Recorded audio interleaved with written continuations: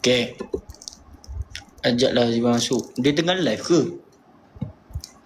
Bila masa dia live? Saya tak tahu pun, dia tak bagi tahu pun. Bismillahirrahmanirrahim. Jarang anak muda suka makan petai. Saya tak suka. Mak saya paksa. Dah mak saya masak, saya makan je lah. Bukan saya nak. Tapi mak saya masak, saya makan je. Sejak siap sedia, kejap lagi saya pergi Jamban bawa petai. Confirm.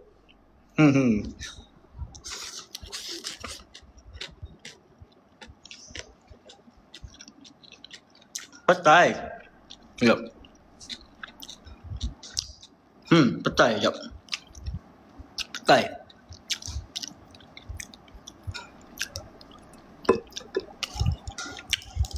Suruhlah dia invite saya. Saya tak nak invite dia. Biar dia invite saya. Biar dia invite saya. Asyik saya je invite dia. Dia lah invite saya pula. Dulu dia invite saya. Sekarang biar dia dulu dia invite saya. Lepas tu saya invite dia pula. Sekarang dia invite saya pula. Mochi kacau Azifah. Kenapa Mochi? Why are you disturbing her? This is not good, you know.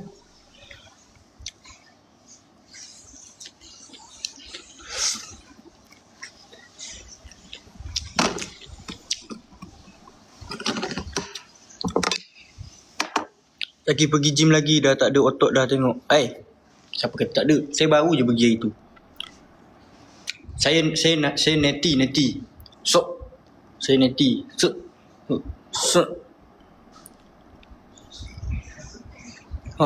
neti. Saya kalau tak tekan baru dia tak nampak. Kalau saya tekan baru dia nampak. Ada macam tu.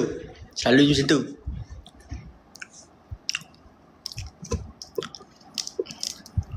Makan lagi makan. Okey. Okey, saya makan. Pipi dah naik dah. Diam lah. Korang suruh saya buat badan. Bila naik pipi korang komplain.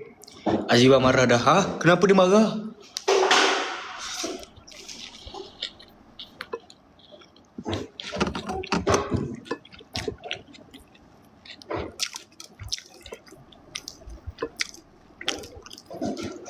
Apa function makan sambil live?